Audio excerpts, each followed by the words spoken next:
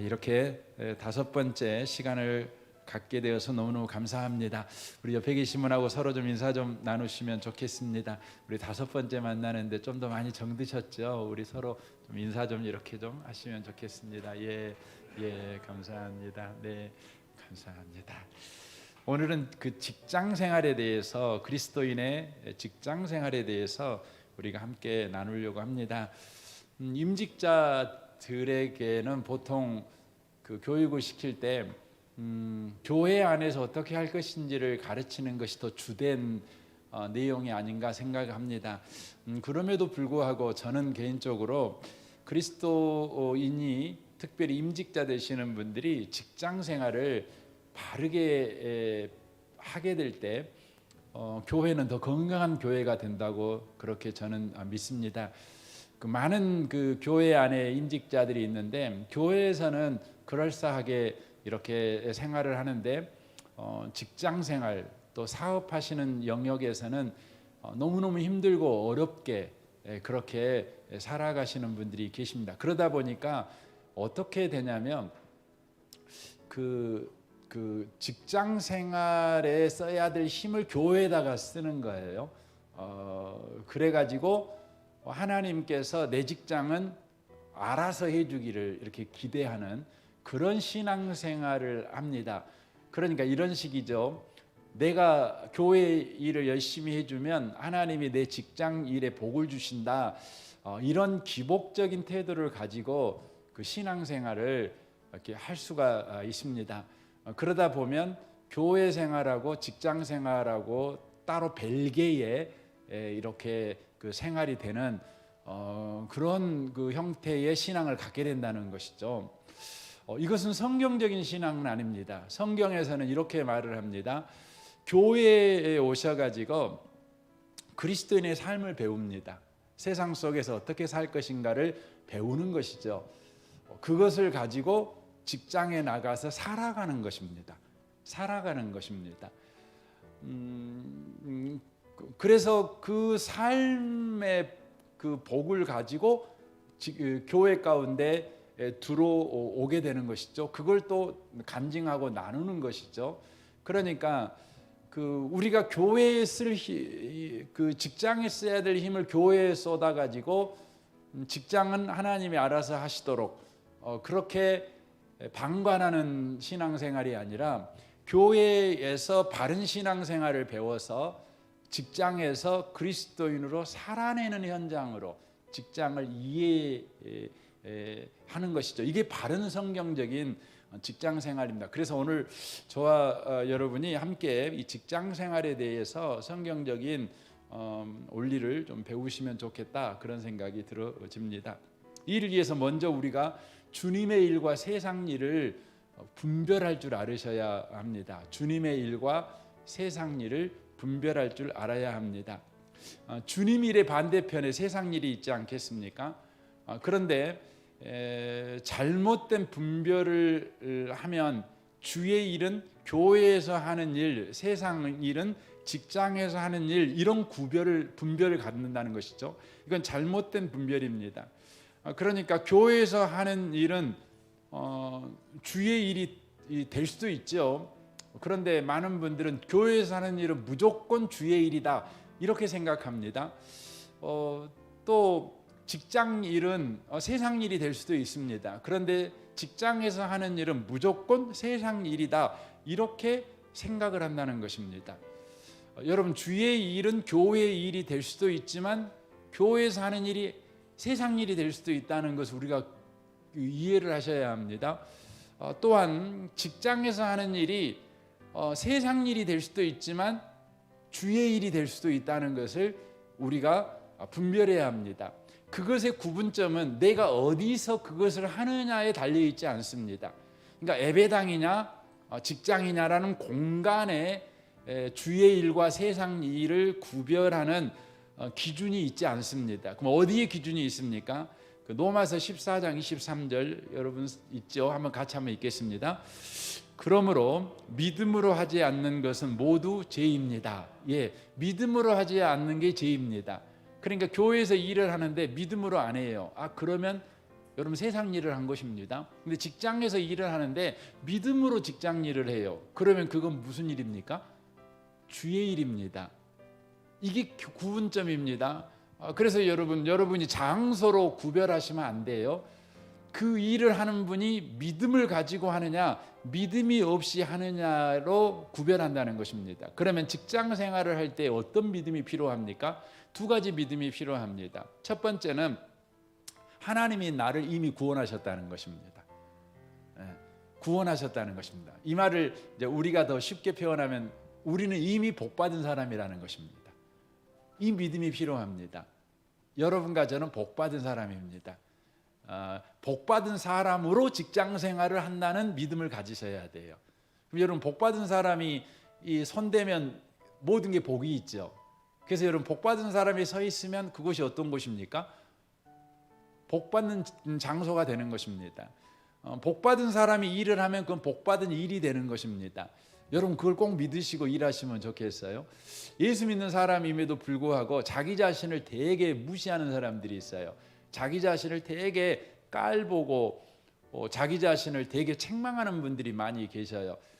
직장 일을 할 때 왜 나는 이렇게 일을 못할까? 바보야, 멍청이야, 뭐 이런 막 자기를 막 구박하면서 하시는 분들 계셔요. 여러분 그것은 여러분이 하는 직장 일을 세상 일을 만드는 겁니다. 직장 일을 주의 일을 만들 때는 믿음을 가지고 하는 건데 나는 복 있는 사람이야.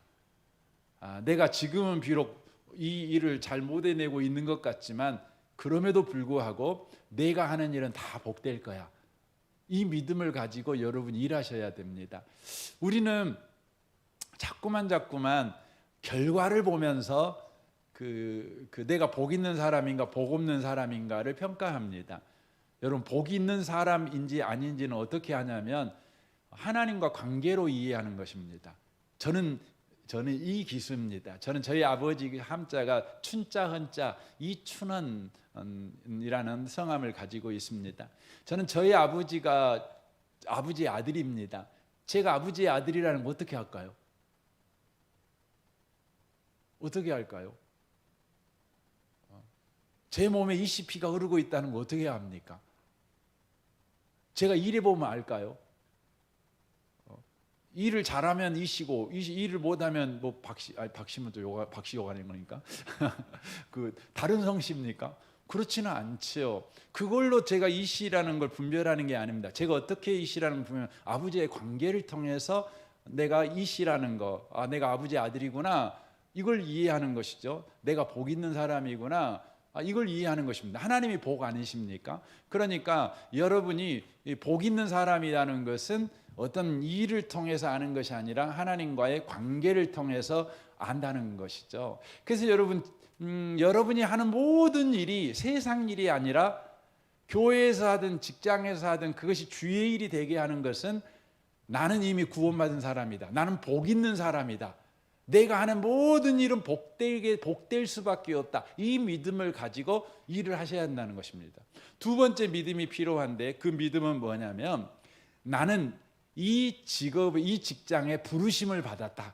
이 믿음이 저와 여러분에게 꼭 필요합니다. 부르심을 받았다. 이걸 한문으로는 소명이라고 말하죠. 소명, 영어로는 콜링이라고 말을 하잖아요. 콜링, 소명 이렇게 말을 하는 것이죠. 과거에는 그 소명이라는 단어를 어디에만 썼냐면 목회자에게만 썼습니다. 그 목회자에게 목회적 소명이 있는가 이 부분에 대한 질문을 늘 했습니다. 그래서 목회자에게는 소명이 없으면 안 돼. 하나님이 안 불렀는데 본인이 목회하겠다고 오면 안 돼. 이제 이런 거죠. 그런데 이 종교 교육을 통해서 성경을 바르게 이해하게 되었습니다. 누터라는 종교 계획자가 라틴어로 된 성경을 이제 모든 독일 사람들이 읽도록 하기 위해서 성경 번역을 하잖아요. 독일어로 성경을 번역하지요. 그때에 부르심, 이 소명이라는 단어를 뭘로 쓰냐면 직업이라는 단어로 독일어로 번역을 했어요.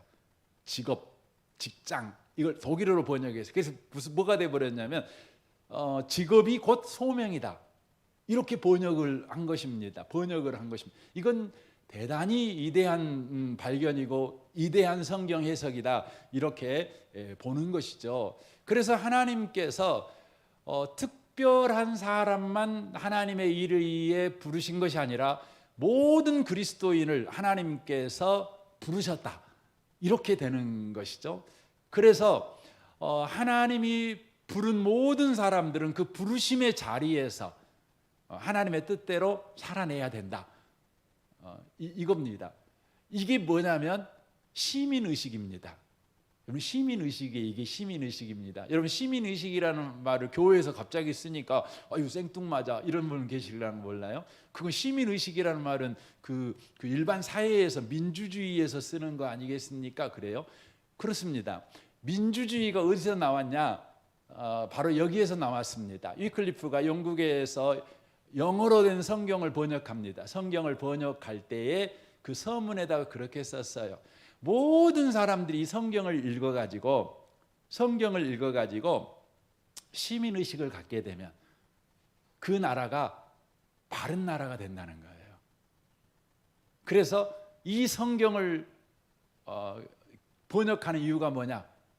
국민에 의한, 국민을 위한 국민의 정부를 만들기 위해서 바로 성경을 번역한다는 거예요. 그 여러분, 링컨이 그 이야기 했잖아요. 국민을 위한, 국민을 위한 국민의 정부, 이게 민주주의를 정의하는 가장 탁월한 연설이라고 그렇게 말하잖아요. 그런데 그 내용은 뭐냐면 성경을 읽어서 내가 선 자리에서 하나님의 뜻대로 살아내는 시민의식을 가진 사람들이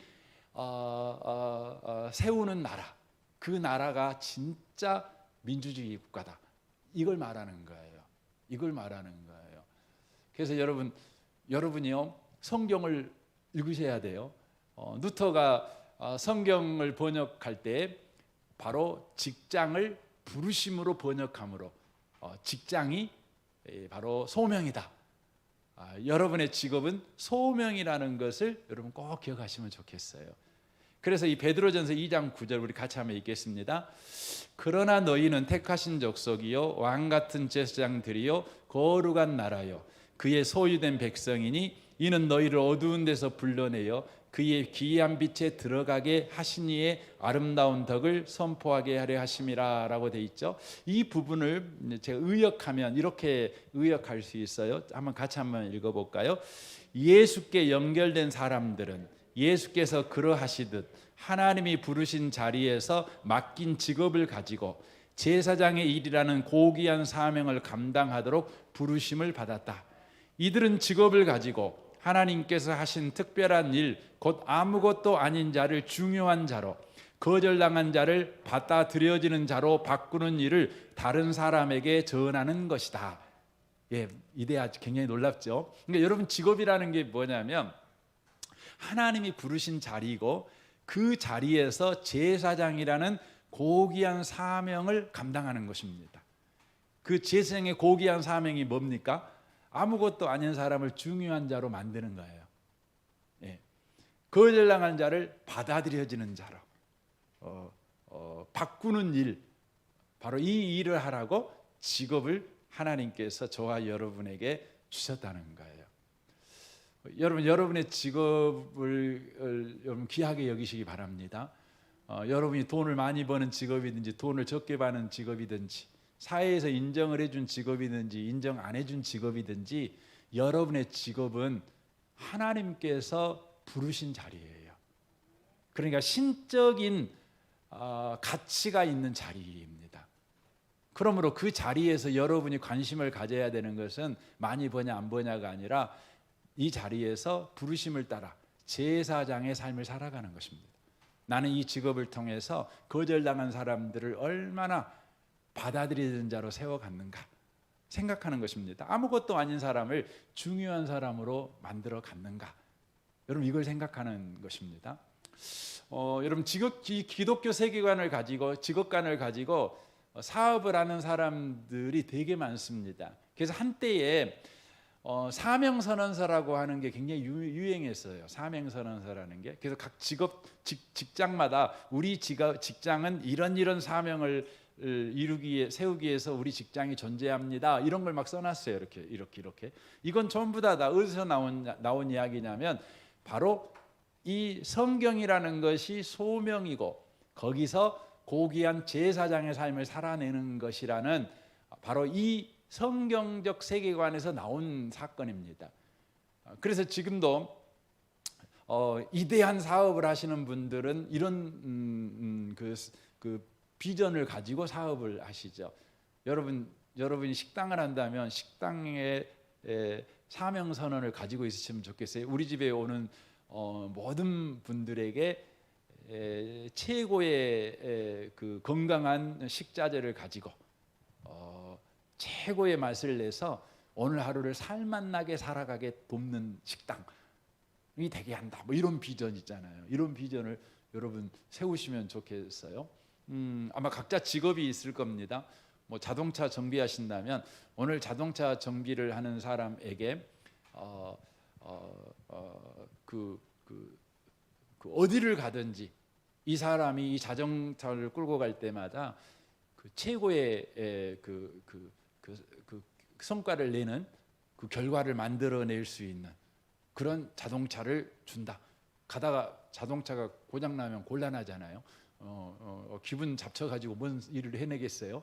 그러니까 얘는 이런 어떤 사명 선언서를 갖는 것이죠. 이게 그리스도인이라는 거예요. 이게 여러분의 그 직장이라는 것을 놓치면 안 되는 것입니다. 그렇지만 이 시대는 너무나 직업을 천한 직업 또 좋은 직업 이런 걸 구별합니다. 이 시대도 마찬가지죠. 우리나라는 사실 직업에 따라서 빈부귀천이 나눠지는 그것이 얼마나 많습니까? 법적으로야 그렇지 않지만 사회 통념적으로 보면 그런 일들이 너무너무 많이 일어나고 있는 것을 보게 되어집니다. 이 성경이 특별히 에베소서라는 성경이 쓰여질 당시에도 그랬습니다. 직업에 따라서 사람이 천하고 귀하고 이게 구별될 때였는데 예수를 믿는다는 사람들 중에서 노예라는 직업을 가진 사람이 많았습니다. 노예가 직업이냐 이렇게 물어보면 좀 그렇죠. 뭐 자기가 선택해서 노예가 된 사람은 없을 테니까. 그런데 어쩔 수 없이 노예라는 이 일을 하는 사람들이 있었습니다. 그런데 그런 사람들에게 성경은 이런 이야기를 합니다. 에베소서 6장 5절 8절 한번 같이 한번 읽겠습니다. 종들아 두려워하며 떨며 성실한 마음으로 육체의 상전에게 순종하기를 그리스도에게 하듯 하라. 눈가림만 하여 사람을 기쁘게 하는 자처럼 하지 말고 그리스도의 종들처럼 마음으로 하나님의 뜻을 행하고 기쁜 마음으로 섬기기를 주께 하듯 하고 사람에게 하듯 하지 말라. 이는 각 사람이 무슨 선을 행하든지 종이나 자유인이나 주께로부터 그대로 받은 줄을 알미라 라고 말합니다. 여기 말씀을 오해할 수 있어요. 하나님은 노예 제도를 지지하시는 말씀인가? 성경에다가 노예는 이렇게 살아 그러면 하나님이 노예를 지지하는가? 노예 제도를 이렇게 오해할 수 있어요. 이것은 하나님이 노예 제도를 지지하는 것이 아니라 하나님은 노예 제도를 싫어하십니다. 그럼에도 불구하고 그 당시에 노예라는 제도가 있었어요. 당연히 노예 제도는 없어져야 될 것이죠. 그럼에도 불구하고 없어지기 전까지 노예 제도라는 제도가 있지요. 그런데 이 노예 제도라는 것은 어떤 의미로는 인간이 가질 수 있는 직업 가운데 가장 하찮고 쓸모없게 여겨지는 직업이라는 것이죠. 그리할지라도 그 직업을 가지고 이대하고 존귀한 일을 할 수 있다. 이것을 말씀하시기 위해서 하나님이 싫어하는 노예 제도임에도 불구하고 노예라는 직업을 하나님이 사용하셔서 이렇게 말씀하십니다. 그래서 8절에 그렇게 말하는 것이죠. 이는 각 사람이 무슨 선을 행하든지 종이나 자유인이나 주께로부터 그대로 받은 줄을 알미라. 그러니까 노예라는 하찮고 쓸모없는 없어져야 될 직업임에도 불구하고 그런 직업을 통해서도 얼마든지 가치 있는 일, 하나님만 하실 수 있는 일을 행할 수 있다는 것을 바로 보여주고 있는 것입니다. 그러므로 여러분 재진 직업은 안 되지요. 뭐 여러분이 그 성경에서 그 많은 직업이 있지 않습니까? 그런 직업을 이야기하고 있는 건 아닙니다. 하지만 노예라는 것은 본인이 불가항력적으로 노예라는 일을 할 수밖에 없는 처지에 놓여 있는 분 계시지 않겠습니까? 본인이 뭐 높은 학력을 갖고 있지 못하거나 또 능력이 좀 좋지 않아서 원하지 않는 직업을 가질 수 있어요. 그럴지라도 그 직업은 하나님께서 바로 이대한 일을 위해 쓰실 수 있는 직업이라는 것을 우리에게 보여주는 것이죠. 그 대표적인 구약의 인물이 요셉 아니겠습니까? 요셉은 노예이지 않습니까? 그럼에도 불구하고 노예라는 그 직업을 가지고 요셉은 하나님이 뜻하신 바를 이루는 이대한 일로 그 직업을 씁니다. 그러니까 요셉이 하나님이 이 노예라는 자리에 나를 불렀다, 이걸 알아채는 거죠. 본인이 형들에 의해 팔려가지고 노예가 됐다, 이 비참함, 참담함을 가지고 노예 생활을 한 것이 아니라 처음에는 그럴지 몰라도 노예 생활을 하면서 하나님께서 나를 이 노예 자리로 보내셨구나, 여기에는 하나님의 뜻이 있구나, 이걸 알아채는 그 순간부터 요셉은 바로 그 직업을 가지고 고귀한 제사장과 같이 살아갑니다.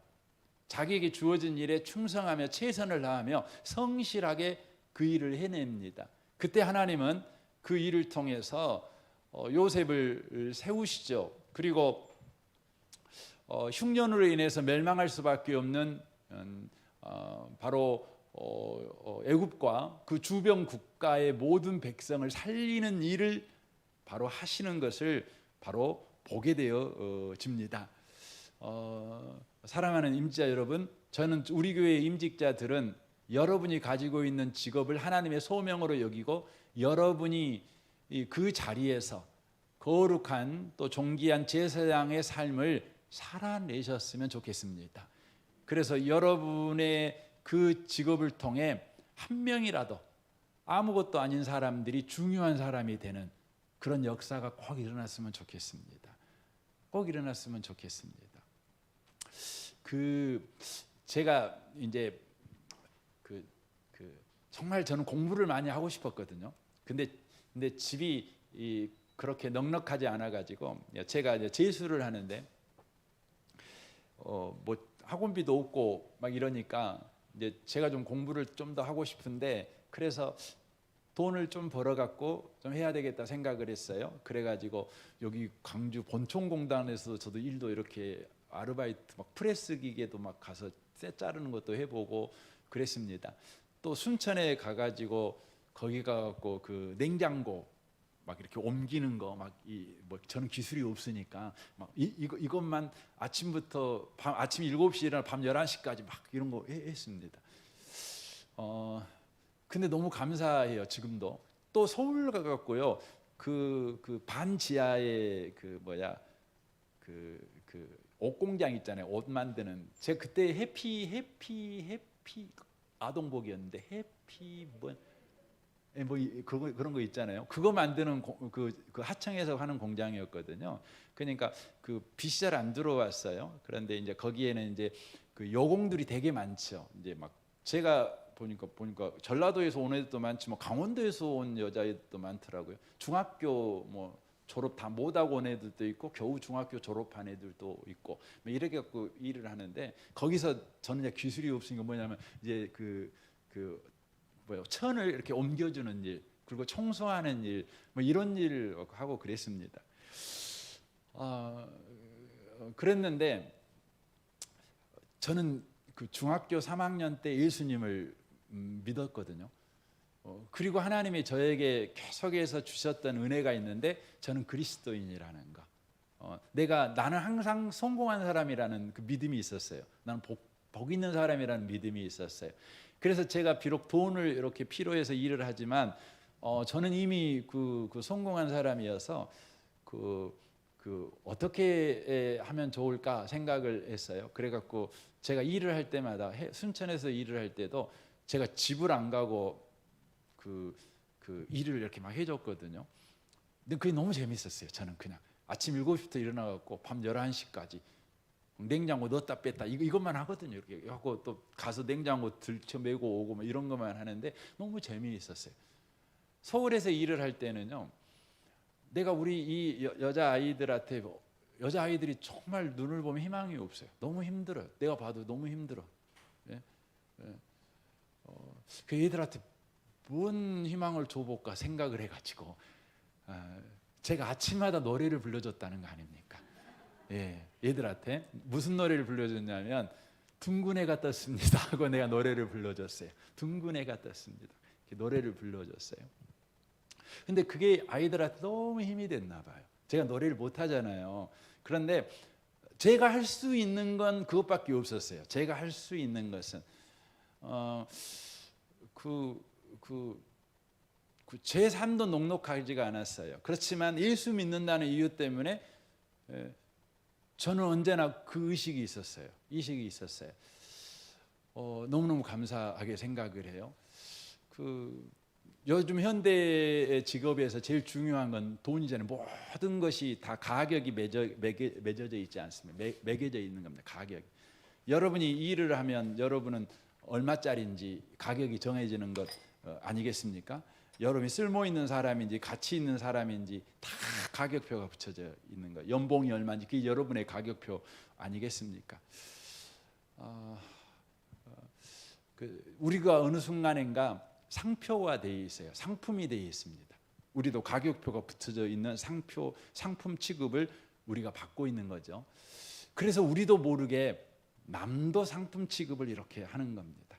상품 취급을 하는 겁니다. 저 얼마짜리 차 어느 정도 수준, 어느 정도 집, 그래서 매겨서 사는 겁니다. 그래서 우리는 그렇게 돼야 합니다. 우리가 그 직업에 부르심을 받았다는 사실을 까마득히 잊어먹어 버립니다. 이미 우리는 구원받은 사람이요 복 있는 자라는 걸 까마득히 잊어먹어 버리고 우리도 모르게 내 가격표와 상대방 가격표를 견주어 늘 욕망에 들끓어서 그렇게 살아가는 삶을 살아갑니다. 그런데 여러분, 우리는 가격표가 붙여줄 수 있는 사람은 아니지 않습니까? 우리는 가격표가 붙여줄 수 없어요. 여러분 유일하게 우리가 사는 세상에서 가격표가 안 붙여지는 곳이 있죠. 그것이 어디냐면 여러분 가정이죠. 가정은 가격표가 안 붙여집니다. 여러분 어찌 아버지가 자식 가격표를 붙이겠어요? 어떻게 엄마가 딸의 가격표를 여러분 붙일 수가 있겠습니까? 붙일 수 없는 것이죠. 영적인 가정인 교회도 가격표를 붙일 수가 없지요. 교회도 여러분 얼마짜리, 여러분이 헌금을 얼마 한다고 해서 여러분이 그 헌금 액수 보면서 여러분을 보면서 저 사람 얼마짜리 이건 할 수는 없는 거예요. 이러면 여러분 그건 교회가 아니죠. 교회가 아니고 어느 순간인가 교회가 회사가 돼 있는 것이죠. 여러분 하나님과 우리 관계는 언제나 그래요. 하나님은 절대 우리를 가격표로 취급하지 않습니다. 왜냐하면 하나님은 우리 아버지니까. 하나님은 우리를 사랑하니까. 그래서 하나님 앞에 서면 우리가 바뀌는 겁니다.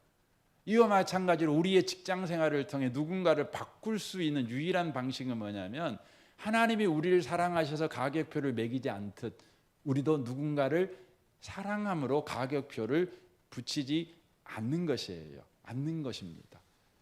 저는 이곳에 계신 여러분들이 끊임없이 내 직업은 소명을 가졌다. 그리고 나는 구원받은 사람이다. 내가 선 자리에서 한 사람이라도 변화되는 일이 일어나야 된다. 이 소망을 가지고 꼭 직장 생활을 꼭 해가셨으면 참 좋겠습니다.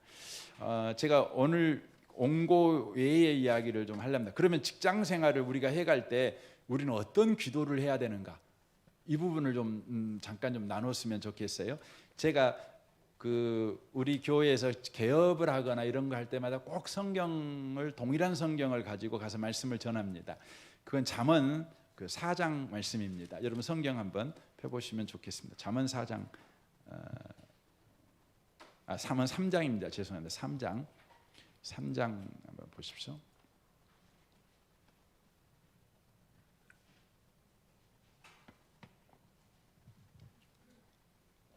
이 잠언 3장은 특별히 1절부터 10절까지는 그 그리스도인의 직장 생활, 그리스도인의 사업을 어떻게 할 것인지에 대해서 우리에게 아주 섬세하게 우리에게 말씀해주고 있는 내용입니다. 1절, 2절을 보시면 내 아들아 나의 법을 잊어버리지 말고 내 마음으로 나의 명령을 지키라. 그리하면 그것이 내가 장수하여 많은 해를 누리게 하며 평강을 더하게 하리라 라고 말씀합니다. 여러분 일반적으로 사업을 하면 오래 못 가지요. 여러분 좀 잘 나간다고 하는 회사의 생명 주기는 30년으로 봅니다. 30년. 그러니까 30년 가까이 회사가 경영을 했다. 그럼 그 회사는 굉장히 뛰어난 회사 경영을 한 것입니다.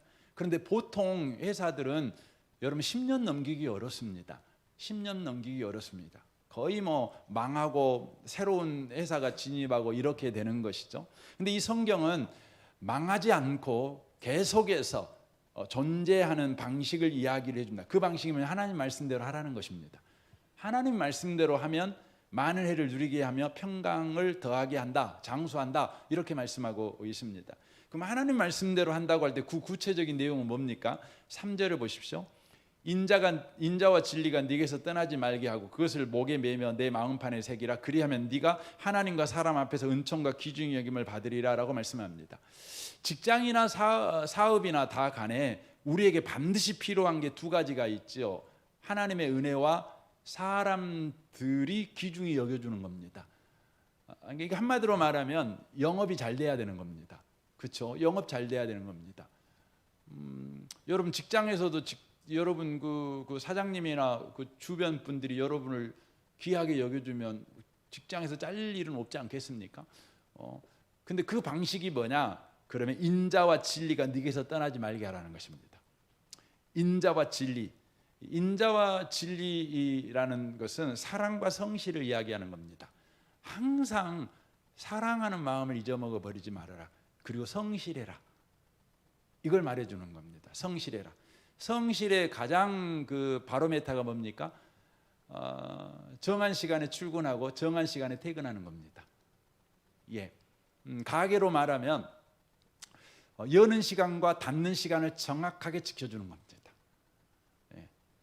여러분 가게하는 사람이 망하게 되는 그 첫 번째가 뭐냐면 열고 닫는 시간이 부정확해요. 예. 이거 가장 간단한 겁니다. 그런데 그것이 안 되면 그 가게 망합니다. 그렇지 않습니까? 그렇죠. 여러분 언제나 사랑과 성실을 가지고 직장 생활하며 사업할 수 있도록 은혜를 구하시면 좋겠습니다. 나는 돈 벌려고 직장 생활하는가? 아니면 직장 동료들을 사랑하기 위해서 나는 직장 생활하는가? 늘 점검해 보셔야 합니다. 돈 벌려고 직장 생활하지요. 그건 안 믿는 사람들이 하는 말입니다. 믿는 여러분들은 사랑하려고 하는 겁니다. 그래서 어떻게 하면 더 사장님을 더 많이 사랑하고 부장님을 더 많이 사랑하며 또 부하 직원들을 더 많이 사랑할 것인지를 생각하는 것입니다. 여러분 사랑하면 돈이 따라오겠죠. 당연한 것입니다. 여러분 돈 따라가면 사랑 잃어버립니다. 그런데 사랑 따라가면 돈이 따라옵니다. 우리는 이걸 놓쳐버리면 안 되는 겁니다. 두 번째로 5절에 그렇죠. 너는 마음을 다하고 여호와를 신뢰하고 내 명체를 의지하지 말라. 너는 범사의 그를 인정하라. 그리하면 내 길을 지도하시리라 라고 말합니다. 요즘 흔히 하는 말로 창의력이죠. 창의력. 예, 창의력입니다. 여러분 회사를 경영해 가거나 직장 생활할 때 창의력이 없으면 안 되죠. 요즘 직장에서 가장 선호하는 직원이 누굽니까? 창의력이 있는 직원입니다. 창의력이 필요합니다. 사업 아이템이 창의력이야죠. 창의력이야죠. 여러분 창의력은 없는 것을 있게 하는 게 창의력이 아니라 있는 것을 여러분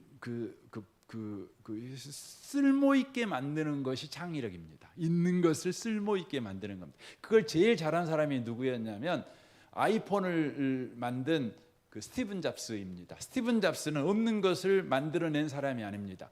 있는 것을 조합했어요. 그래서 있는 것인데 사람들이 자기가 그걸 진짜 필요로 하는지를 몰랐어요. 그런데 스티븐 잡스는 그것을 만들어 내어 가지고 사람들이 그걸 딱 쓰면서 내가 진짜 이걸 원했던 거야, 이렇게 만든 거거든요. 이게 창의력입니다. 그럼 창의력은 어디서 나올까요? 여기에 분명히 말하죠. 너는 범사의 그를 인정하라. 그리하면 내 길을 지도하시리라라고 말씀합니다. 하나님을 인정하래요. 하나님을 의지하래요. 하나님을 신뢰하래요. 자기 머리를 의지하지 말래요. 범사의 하나님을 인정하래요. 그때 우리 가운데 창의력이 나온대요. 그래서 여러분, 하나님을 인정하는 사람의 습관은 뭘까요? 여러분 집에서요, 여러분 자식이 여러분을 인정해요. 그럼 습관이 어떤 습관 갖고 있을까요? 물어봐요. 엄마 이거 어떻게 해야 돼? 물어봐. 그게 인정해 주는 거죠. 부모를 인정해 주는 것은 뭐예요? 물어보는 거예요. 그런데 지 알아서 다 하고 나서 나 이거 했다고 보고만 해요. 그러면 인정하지 않고 섭섭하죠. 네가 나를 무시한 거예요. 여러분, 하나님을 인정하는 건 뭐냐면 하나님을 물어보는 거예요. 그것을 고급진 단어로 기도라고 그러기도 합니다. 물어보는 거예요. 그래서 하나님한테 오늘 아침에 시작을, 하나님 오늘 어떻게 할까요? 어떤 문제가 닥치면 하나님 이거 어떻게 해야 됩니까? 물어보는 거예요. 하나님에게는 이건 답이 있죠. 하나님도 답이 없으세요? 이건 답이 있죠. 나는 답이 없습니다. 하나님에게는 답이 있으시죠. 그럼 이건 어떻게 해야 됩니까? 그럼 가르쳐 주세요. 제가 잠시 커피 마시고 있는 동안에 하나님 생각 좀 해보시고 저한테 대답해 주세요. 커피 한 잔 드세요. 저 잠자고 있는 동안에 하나님이 그 대답할 말 말씀해 놓으세요. 제가 잠자고 일어날게요. 저는 그럽니다. 진짜입니다. 저는 이제 설교자니까 설교 준비할 때 되게 막힐 때가 많거든요. 머리를 써도 답이 안 나와요. 그럼 맨날 뭐 하냐면 하나님 작게 오고 잡니다. 그 자고 일어나면 대답이 와요. 대부분 그렇습니다. 이걸 여러분 신비주의라고 저한테 뭐라고 말하지는 마십시오. 저는 하나님한테 질문했고 하나님의 대답을 듣는 겁니다. 하나님의 인격자시잖아요. 그러니까 질문하세요. 그때 여러분과 저에게 창의력이 나옵니다. 제일 바보가 누구냐면 머리를 쥐어짜고 생각하는 겁니다. 자기 머리로 계속 생각하는 겁니다. 그럼 지 머리는 지 머리입니다. 생각 안 하라는 말은 아닙니다. 생각을 할 때 그 생각의 결론은 나는 답이 없고 하나님이 답이 있고 이렇게 생각이 가야 되거든요.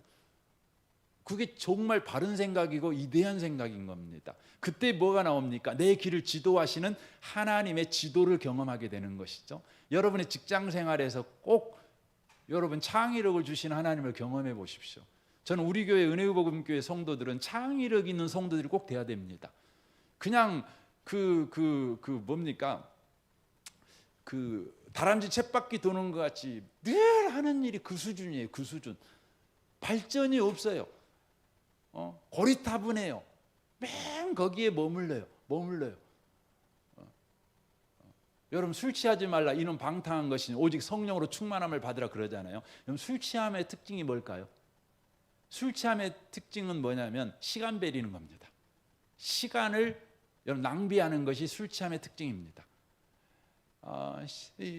여러분 술 먹으면요 딴 생각 안 나요. 맨 과거 생각만 해요. 맨 한 말 또 하고 세상에 이런 낭비가 어디가 있어요. 그러니까 술 취한 사람 같이 직장 생활하거든요. 맨 한 것도 하고 이렇게 살아요. 근데 성령으로 충만해요. 성령 충만하면은요 저와 여러분이 창의력 있게 합니다. 여러분 그걸 놓치면 안 됩니다. 그래서 저는 저희 교회 성도님들이 그런 창의적인 직장 생활을 통해서 그런 창조주 하나님을 높이시는 분들이 꼭 되셨으면 좋겠습니다. 그 다음입니다. 7절입니다. 스스로 지혜롭게 여기지 말지어다. 여호와를 경외하며 악을 떠날지어다. 이것이 내 몸에 양약이 되어 내 골수를 윤택하게 하리라. 여러분 직장 생활할 때 또 중요한 것이 뭐냐면 건강해야 됩니다. 여러분 건강하지 않으면은요 직장 생활 오래 못 합니다. 그렇죠? 사업도 마찬가지죠. 사업도 건강 못하면 사업 못하지요. 뭐 일찍 일어나고 싶어도 마음같이 안 되는 게 몸 아니겠습니까? 몸이 아파버리면 못하는 것이죠. 그래서 직장 생활할 때 여러분과 저에게 꼭 건강이 필요합니다. 기본적으로 이런 운동도 하시고 절제해서 음식도 먹고 규칙적인 생활도 하시고 이게 꼭 필요합니다. 그럼에도 불구하고 저와 여러분에게 꼭 필요한 그 건강 유지법이 있습니다. 그건 뭡니까? 여기 보십시오. 여호와를 경외하며 악을 떠날지어다. 악에서 떠나야 합니다. 여호와를 경외하며 악을 떠나야 합니다. 여호와를 경외하며 악을 떠난다는 게 뭘까요? 앞에 돼 있죠. 스스로 지혜롭게 여기지 말지어다. 스스로 지혜롭게 여긴다는 말이 무슨 말이냐면 생각하고 또 생각하고 생각하고 또 생각하는 것이 스스로 지혜롭게 여기는 것입니다. 이것을 여러분 두 단어로 뭐라 그러죠? 두 자로 염려라고 그러는 겁니다. 걱정이라고 말하는 것입니다. 그러니까 이 7절은 한마디로 말하면 염려가 뭐냐? 스스로 지혜롭게 여기는 것이며 여호와를 무시하고 악 가운데 들어가는 것입니다. 그 사람에게 어떤 일이 벌어지면 건강이 해쳐집니다. 그런데 반대로 염려 안 해요. 그 사람에게 뭐가 있죠? 건강이 있어요. 사람이 염려 안 할 수 있나요? 염려할 수밖에 없죠. 성경은 우리에게 염려를 너 아예 하지 마 이런 말을 하지 않습니다. 염려할 수 있습니다. 하지만 염려를 여러분 밤이 새도록 하지는 마십시오. 우리 분노를 해지기 전에는 해결하라 그러잖아요. 그러니까 여러분 분노할 수 있습니다. 해지기 전에는 분노할 수 있습니다. 근데 해 떨어지면 분노하지 말아요. 왜냐하면 거기까지 가버리면 그건 하나님의 영역이에요. 여러분 염려를 우리가 할 수 있어요. 그렇지만 해가 지도록 밤새도록 염려하는 것은 하나님이 하실 일을 여러분과 제가 지금 올권하고 있는 거예요. 그때 저와 여러분은 염려함으로 몸이 상하는 겁니다. 건강을 잃어버리는 것입니다. 그래서 여러분 사장님에게 최고의 죄가 뭐냐? 염려함으로 밤새는 거예요. 뭐 해야 됩니까? 잠 자세요. 맡기고. 잠 안 오는데 어떻게 합니까? 그러면 그냥 기도하세요. 잠 안 오면 억지로 잘 필요는 없지요. 그냥 기도하세요. 그냥 기도하세요. 아니면 성경책 읽으세요. 어떤 분이 그러더라고요. 천하에 가장 효과가 좋은 수면제가 있는데 성경 읽는 거래요. 성경을 읽어보면 바로 잠 와본대요. 그러니까 여러분 성경 읽으세요. 그냥 염려하려고 하지 마시고. 그러시면 여러분 건강해집니다. 직장 생활할 때 중요합니다. 성경이 그렇게 말씀합니다. 그리고 여기 8절 9절 보십시오. 이것이 내 몸의 양식이 8절 9절입니다. 내 재물과 내 소산물의 척음 익은 열매 여호와를 공경하라. 그리하면 내 창고가 가득히 차고 내 포도주 틀에 새 포도즙이 넘치리라 라고 말씀합니다. 여러분 회사를 경영할 때 필요한 게 돈이잖아요. 돈은 두 가지 돈이 꼭 필요하죠. 운영자금과 여윳돈이 꼭 필요합니다. 그렇죠. 운영자금과 여윳돈의 구별을 못하면 안 돼요. 회사를 경영할 때 당장 월급 주고 뭐 이렇게 한 달 동안 돌아가야 될 돈 있잖아요. 이걸 알아야 되죠. 여러분 직장 생활도 마찬가지죠. 여러분이 가정 생활할 때 써야 될 돈과 저금해야 될 돈, 투자해야 될 돈, 이것에 대한 그 구별이 없으면 안 되잖아요. 딱 먹고 살 돈만 있으면 안 되잖아요. 저축할 돈도 필요하지요. 하나님은 저와 여러분의 삶에 꼭 복을 주실 때, 물질을 주실 때 현재 먹고 살 돈과 심을 씨도 주십니다. 투자할 돈도 주신다는 걸 기억하셔야 돼요. 이것이 항상 여러분의 삶에 그렇게 선순환이 되게 하는 삶의 방식이 뭡니까? 여기에 그렇게 돼 있죠. 9절에 내 재물과 내 소산물의 처음 익은 열매로 여호와를 공경하라 이렇게 돼 있어요. 이건 뭐냐면 물질에서 믿음이 없는 삶을 살지 말라는 것입니다. 이 말은 무슨 말이냐면 헌금 많이 해라 이 말을 말하는 것이 아니라 내 모든 물질은 하나님이 주신 거라는 것을 놓치지 않는 삶을 살아가라는 것입니다. 그것에 연습할 수 있도록 경계선을 하나님이 주신 게 11조죠. 11조.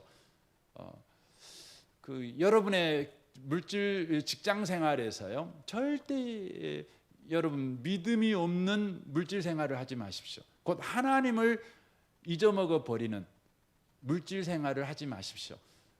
하나님께서 저와 여러분에게 먹을 씨와 심을 씨를 주시는 은혜를 여러분은 반드시 누리게 될 것입니다. 제가 이제 우리 성도들, 특별히 우리 젊은 성도님들한테, 이제 우리 교회도 사업하시는 분들이 계시니까 이제 신방을 가보면 이제 그런 질문을 저한테 하신 분이 계셨어요. 이제 개인 사업체니까 목사님 그 11조는 어떻게 해야 되지요? 저한테 이렇게 물어보더라고요. 11조 어떻게 해야 되냐고. 옛날에는 우리가 녹펠로 이야기를 많이 들어가지고 그 회사에서 돈을 벌면 그 회사가 번 돈의 10의 1조를 헌금으로 하는, 이제 이걸 여러분이 알고 있죠. 여러분이 그렇게 그런 뭐 믿음이 있다면 그렇게 하셔도 됩니다. 그런데 성경에서 말하는 그 기준을 좀 말씀을 드리고 싶어요. 이제 저희 교회도 어떤 분이 사업을 하셔요. 1년에 몇 억에 이렇게 매출이 되죠. 그러면 거기에 10의 1조를 헌금을 해야 되느냐, 이걸 이제 저한테 물어보는 것이죠. 그래서 제가 이렇게 말씀을 드렸어요. 이 회사는 누구 겁니까? 하나님 거죠. 그렇죠? 회사는 하나님 거잖아요. 하나님 거죠. 하나님 것이라는 걸 구별하시라는 거예요. 이 회사는 당신 것이 아니에요. 그래서 회사에서 나오는 모든 돈은 당신 것 아니에요. 잘 이해해야 됩니다. 그럼 뭐만 당신 것이냐? 그러면 회사에서 정한 월급만 당신 거예요. 이걸 구별하셔야 돼요. 그래서 저희 교회 성도님들한테 말할 때 회사의 매출이 나오면 그것을 당신의 소득으로 치면 안 된다는 거예요. 거기에서 당신이 월급을 정하라는 거예요. 월급을 정하라는 거예요. 그리고 그 월급의 11조를 헌금하는 거예요. 월급의 11조, 소득의 11조. 여러분이 사장이라고 해도 월급을 정하셔야 돼요. 그리고 나머지 돈은 어떻게 써야 돼요? 그건 하나님 회사니까 그 회사의 운영자금과 여윳돈으로 쓰셔야 돼요. 그래서 그 회사를 키우셔야 돼요. 키우셔야 돼요. 회사가 큰다는 건 뭐예요? 고용이 많아진다는 거예요. 그래서 그 회사의 직원들에게 그 학비도 주고 병원비도 주고 뭡니까? 의료비도 주고 먹을 것도 주고 이걸 하는 거죠. 이게 월급 주는 거 아닙니까? 이걸 많이 하셔야 돼요. 하나님은 당신한테 더 많은 헌금을 하라고 이 회사를 준 것이 아니라 더 많은 사람에게 일자리를 주고 더 많은 사람의 생활을 할 수 있도록 돕는 자가 되라고 사업을 주신 거라는 거예요. 이 원리를 놓치면 안 돼요. 그래서 여러분이 혹시 뭐 크든 적든 사업체를 경영하고 계신다면 이걸 정말 구별하셔야 돼요. 이것이 없다 보니까 대부분 이런 식으로 회사를 경영하죠. 내가 한 달에 회사가 1,000만 원을 벌어요. 그래가 거기서 이제 10의 1조를 100만 원을 헌금을 하죠. 900만 원 갖고 이제 회사를 운영해요. 회사를 운영하는데 그 본인이 월급 정한 거 없으니까 900만 원이 다 자기 돈이에요. 그래가지고 그걸 다 생활비로 써버려요. 또 뭐에 써요? 여러분 월급으로 정한 외의 회사 돈을 손대는 것이 뭐죠? 횡령이에요. 그거. 여러분 횡령하시면 안 돼요. 예수 믿는 사람들은 절대 자기 이름으로 된 회사라고 할지라도 그 회사 돈을 손대면 안 돼요. 그리고 그 회사 돈은 바로 더 많은 고용을 창출하고 더 많은 사람들한테 복지를 해주는 일에 써야 돼요. 더 좋은 제품을 만드는 일에 써야 되는 거예요. 이게 여러분 성경적인 회사 원리예요. 이걸 놓치면 안 돼요. 어떤 분들은 교회 헌금을 많이 해갖고 자기 배를 불리는 회사 경영만을 생각을 해요. 가지고 세상에 난 제일 나쁜 놈들이 누구라고 생각하냐면 그 하나님의 이름을 빗대어 갖고 헌금은 막 1년 한 달에 막 1억씩 해.